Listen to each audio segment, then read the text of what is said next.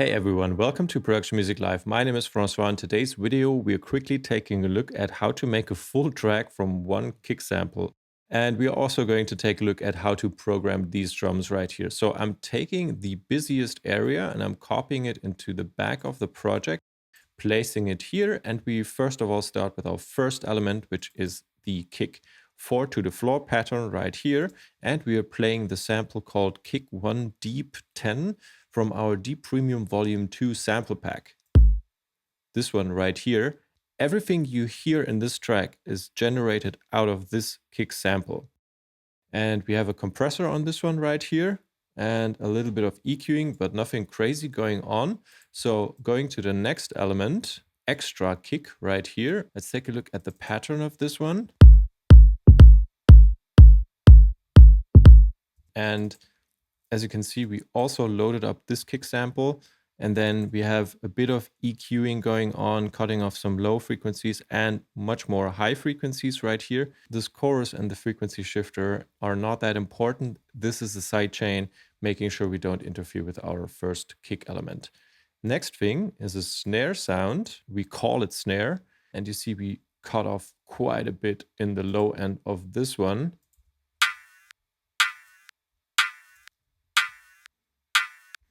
That's basically our kick sample pitched up higher, 15 semitones, and then we cut off a lot of these low frequencies here.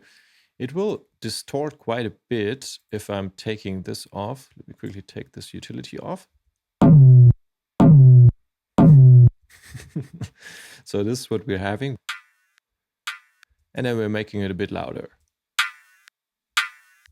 And how did we achieve this weird sound on that kick? We also messed around with our warp algorithms right here, which is Complex Pro in this case with formant 100 and envelope 37. Play around with these formants and also your sound will change quite a bit.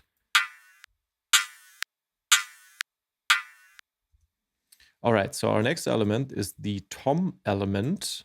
And you see I'm only using the back part of the sample right here. And then I'm cutting off a lot of frequencies around it.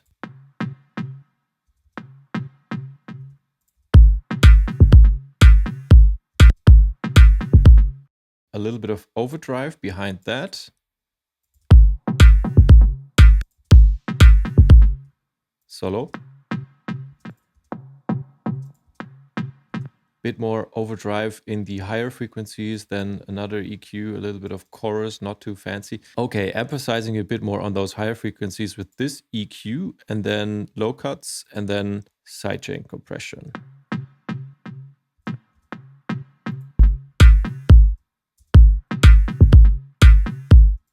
Okay, next element, second snare.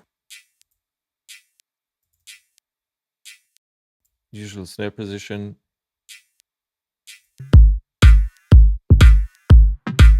But this one is late in the timing.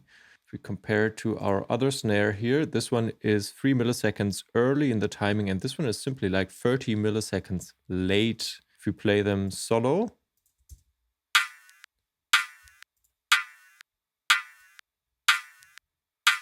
This one adds a little bit of tail to that sound. Okay, next element, short hi-hat right here.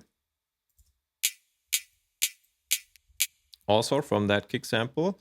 Warp complex mode, and then again pitching it up. It's basically the same we did on the snare sound. Shorter sustain right here, shorter decay time, making sure it's not too attacky.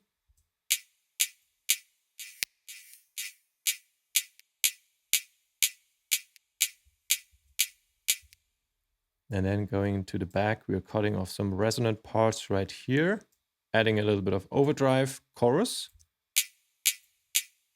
Widens the sound.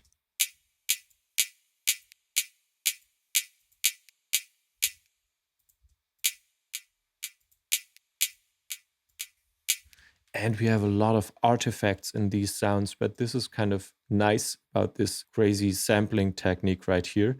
You get some sounds you usually don't get because you start with a kick sample for a hi-hat.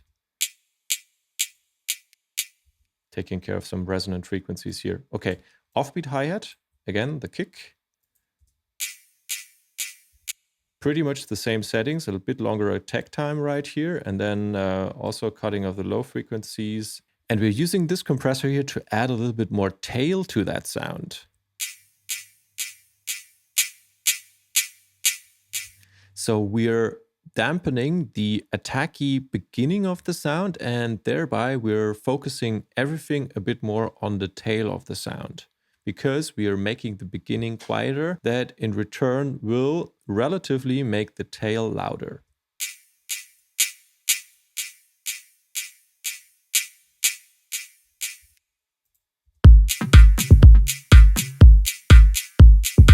Okay, another hi-hat element here. What's this one doing? Nice. So this is something you definitely don't expect, but it's a nice result. We have 16th notes right here, and then we have this kick sample, and then we're pitching it 18 semitones up and cutting off the low frequencies. Again, messing around with the overdrive and the chorus, just as we did before. You just like tweak around and try to find the sweet spot where you like the sound. So, and then you can get quite creative.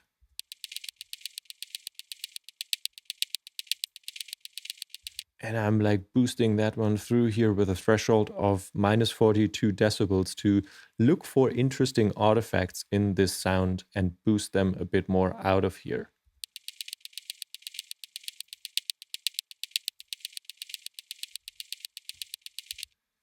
Okay.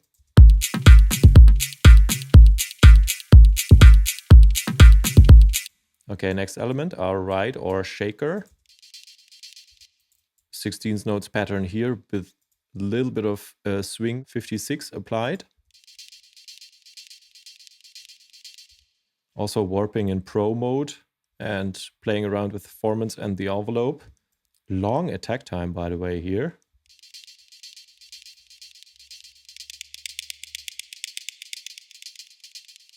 So this is really about finding the sweet spot. Erosion.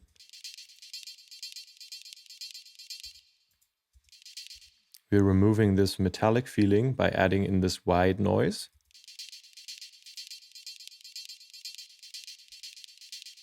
Sidechain.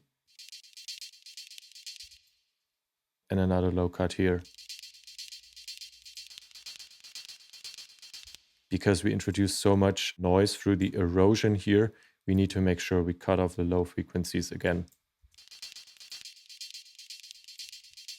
Okay, white noise. How do we get to that? With the erosion as well. We just like put a lot of erosion on top of that one. Long attack and decay times. And warp mode set to texture. Played around with grain size and flux. So erosion on, and then we're trying to boost like the artifacts out of the sound again, widening the sound with the chorus, and then trying to make it a bit more smooth with the reverb behind. And some delay on it, and then sidechain compression.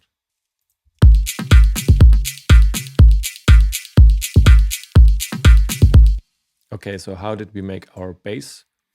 We are shortening the kick, and then we are slowly bringing it in.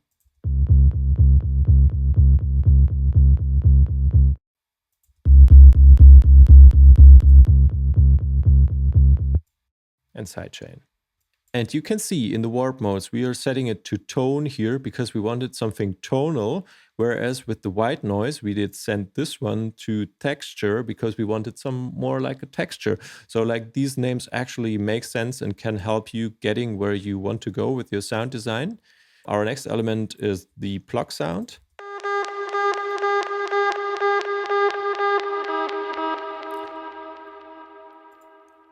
25 semitones up, whereas this bass is only 1 semitone up. You can see I pretty much took this one and then pitched it up. If I'm pitching it back down,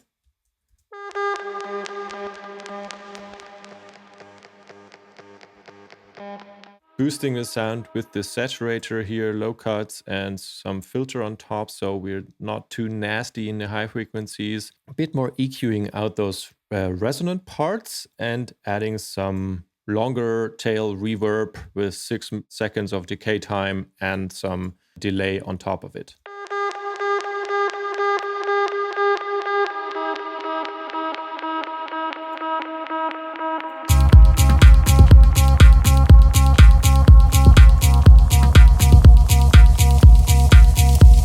Okay, pluck deep.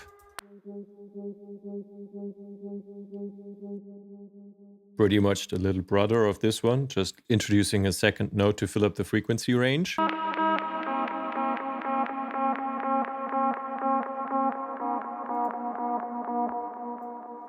High pluck.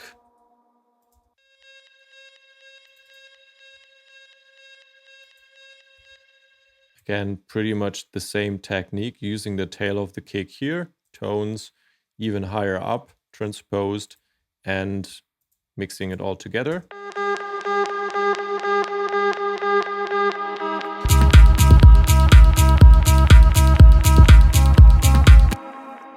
Okay, and background noise. Again, warp mode to texture here, and we're using some parts, and then we're putting some overdrive on top of it. And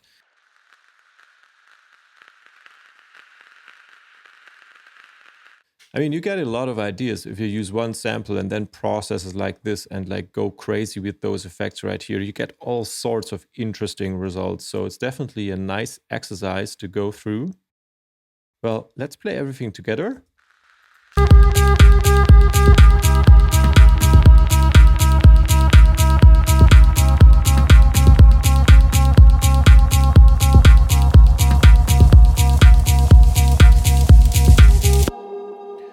So I hope you enjoyed this little creative session here. Feel free to comment below if you have suggestions or any ideas for future tutorials. Visit us on productionmusiclive.com, our website supporting this channel, where you can also pick up these drum sample packs, D Premium Volume 1 to 4, and so on, and other sample and sound packs as well. We also have full courses on how to make tracks with Ableton from start to finish.